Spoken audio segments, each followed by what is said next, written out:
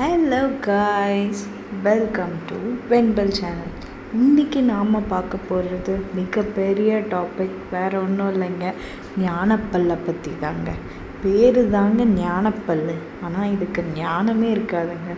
வாங்க wisdom teeth பற்றி நம்ம சேனலுக்குள்ளே போய்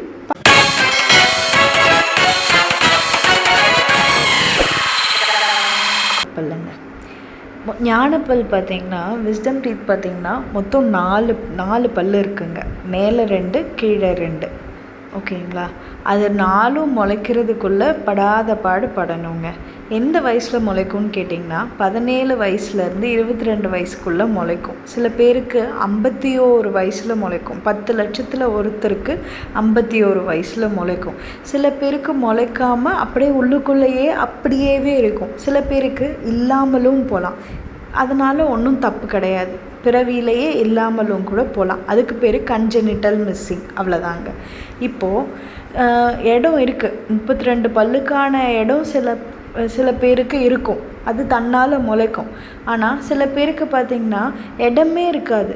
அந்த 32வது பல்லு 28 பல்லு வரைக்கும் இடம் இருக்கும். அதுக்கப்புறம் மீதி 4 பல்லுக்கு இடமே இருக்காது. அதுதான் பார்த்திங்கன்னா மிகப்பெரிய தொந்தரவு கொடுக்கும். அது பார்த்திங்கன்னா மொத்தம் 4 வகை இருக்குங்க. அதுக்கு பேர் இம்பேக்ஷன் அப்படின்னு சொல்லுவோம். பாதி முளைச்சி பாதி முளைக்காமல் இருக்கும். சில சமயம் உள்ளுக்குள்ளேயே இருந்து ட்ரபிள் பண்ணும். சில சமயம் தலை வரைக்கும் வெளியில் வந்துடும், மீதி வேரெல்லாம் உள்ளுக்குள்ளேயே இருக்கும். இப்போது 4 அதுக்கு பேர் இம்பேக்ஷனுன்னு பேருங்க. அது 4 வகை. ஒன்று ஹரிசாண்டல் இம்பேக்ஷன் சொல்லுவோம், இன்னொன்று வெர்டிக்கல் இம்பேக்ஷன்னு சொல்லுவோம், இன்னொன்று ரைட் சைட் ஃபேஸ் பண்ணியிருக்கோம், இன்னொன்று லெஃப்ட் சைட் ஃபேஸ் பண்ணியிருக்கோங்க. அதுக்கு மெடிக்கல் டேர்மில் மீசியோ ஆங்குலர், டிஸ்டோ ஆங்குலார்னு சொல்லுவாங்கங்க. இப்போ இந்த 4 இம்பேக்ஷனுமே தாங்க இருக்கிறதுலேயே தொந்தரவு பண்ணக்கூடியது. படுத்துட்டெல்லாம் சில பேருக்கு பல்லு படுத்துட்டு முளைக்கும். அது போய் பக்கத்து பல்லை இடித்து பக்கத்து பல்லையும் சொத்த வர வச்சு பக்கத்து பல்லுக்கும் டேமேஜ் ஆக்கி எல்லா தொந்தரவும் பண்ணும். சில பேருக்கு பார்த்திங்கன்னா தலைகீழாக முளைக்கும். அப்படின்னா என்ன அர்த்தம்னா, மேலே பல் எப்படி இருக்குது அந்த மாதிரி கீழே இருக்குங்க. வேறு வெளியில் தெரியும், தலை உள்ளே போயிருக்கும். பல்லோட தலை உள்ளே போயிருக்கும், வேறு வெளியில் நீட்டிருக்கும். அந்த மாதிரியெல்லாமும் பல் இருக்குங்க. ஒரு சிலருக்கு ஒவ்வொரு மாதிரி, எல்லாருக்கும் அந்த மாதிரி இருக்காது. ஒரு சிலருக்கு ஒவ்வொரு மாதிரிங்க. இப்போது ஞானப்பல்லை வலி இல்லாமல் நம்ம சரி பண்ணவே முடியாதா? இடம் இருந்து உங்களுக்கு ஆனால் முளைக்கிறதுக்கு கொஞ்சம் கஷ்டமாக இருக்குது. அந்த ட்ரபிளை நான் எப்படி ஃபேஸ் பண்ணணும் அப்படிங்கிறதுக்கு நான் சொல்யூஷன் சொல்கிறேன். ஆனால் இடமே இல்லை, படுத்துட்டு முளைக்குது, கமுந்துட்டு முளைக்குது, அப்படி இப்படின்னா அதுக்கெல்லாம் ஒரே ஆப்ஷன் அந்த பல்லை எடுக்கிறது தாங்க. இப்போது எக்ஸ்ரே எடுத்து பார்த்து, இப்போ ஒரு பல்லு தொந்தரவு எடுத்தோடனேயுமே எல்லா டாக்டருமே மற்ற 3 பல்லும் கரெக்டான பொசிஷனில் கரெக்டாக முளைக்குதான்னு பார்ப்பாங்க. ஸோ அதுக்கு எல்லாருமே நீங்கள் கடவா பல் விஸ்டம் டீத் முளைக்குதுன்னு சொல்லி போனீங்கனாலே 4 பல்லையும் எல்லா டாக்டர்ஸுமே செக் பண்ணுவாங்க. 4 பல்லும் பார்த்துட்டு எதெல்லாம் தொந்தரவு கொடுக்குமோ அதை ஒரே விசிட்டில் இதை எடுக்கும்போது எடுத்துக்கலாம், தப்பு கிடையாது. ஆனால் எதெல்லாம் தொந்தரவு கொடுக்கலையோ, அதுக்காக தொந்தரவே கொடுக்கல, எனக்கு எதுக்கு எடுக்கணும், வேண்டியதில்லை, தொந்தரவு கொடுக்குற பல்லை மட்டும் எடுத்து விடுங்கன்னா ஓகே, எடுத்துக்கலாம். அப்படியும் நீங்கள் எடுத்துக்கலாம். பட் என்னென்னா, இது முடிச்சுட்டு திருப்பி இந்த பக்கம் வலிக்க ஆரம்பிக்கும். ஸோ அதுக்கு நீங்கள் திருப்பி தனியாக எடுத்து தனியாக மாத்திரை போட்டு அதுக்கு தனியாக வலி அனுபவித்து, அதனால் நீங்கள் பொதுவாக டாக்டர்ஸ் கிட்ட போனீங்கனாலே அவங்களே சஜஷன் சொல்லுவாங்க. அதுபடி நீங்கள் ஃபாலோ பண்ணலாம்.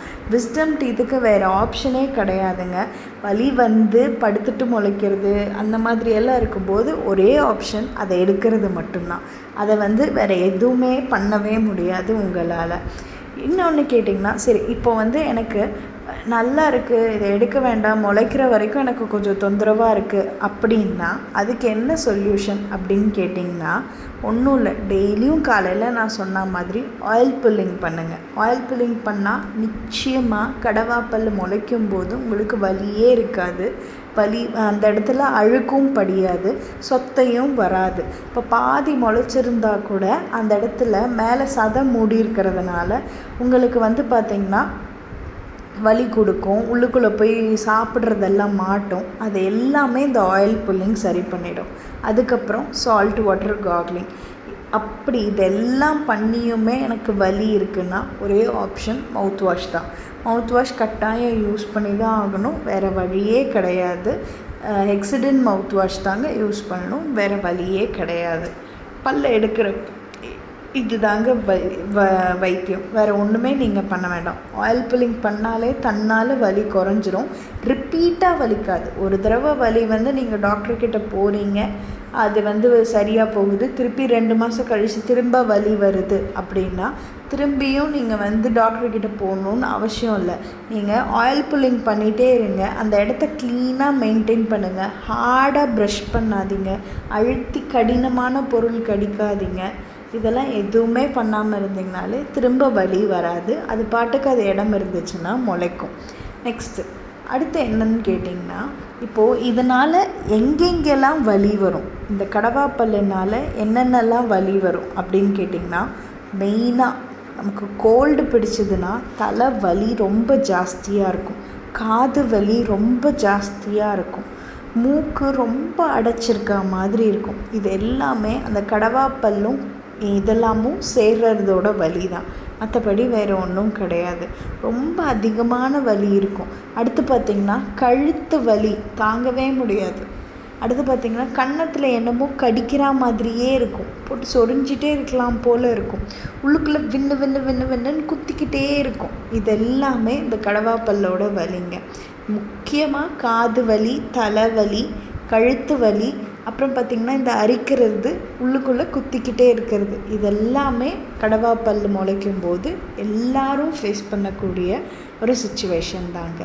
நெக்ஸ்ட்டு பார்த்திங்கன்னா, இப்போது இந்த கடவாப்பல் பார்த்திங்கன்னா கீழே பல்லை எடுத்துட்டீங்க, தொந்தரவு வந்துச்சு, கீழே பல்லை எடுத்துட்டீங்க, இப்போ மேலே பல் முளைச்சிருக்கு.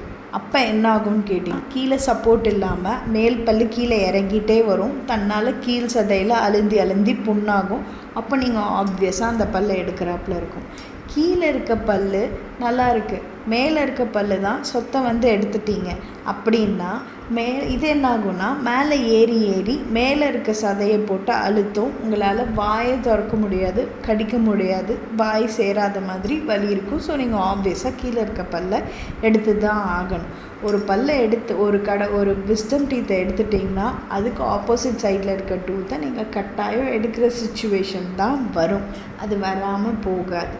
நெக்ஸ்ட்டு பார்த்திங்கன்னா, இந்த கடவாப்பல் சில பேருக்கு முளைச்சிரும், எந்த தொந்தரவும் இல்லாமல் முளைச்சிரும். ஆனால் அதனோட கஸ்புன்னு சொல்லுவோம், அப்படின்னா கடிக்கிற இடம் இருக்குது இல்லைங்களா, அது என்ன ஆகும்னு கேட்டிங்கன்னா, கன்னத்தில் கூராக இருக்கிறதுனால கன்னத்தில் பட்டு புண்ணாகும், ரொம்ப காயமாகும். அப்போ அந்த சமயமும் நீங்கள் எடுக்கிற மாதிரி தான் இருக்கும்.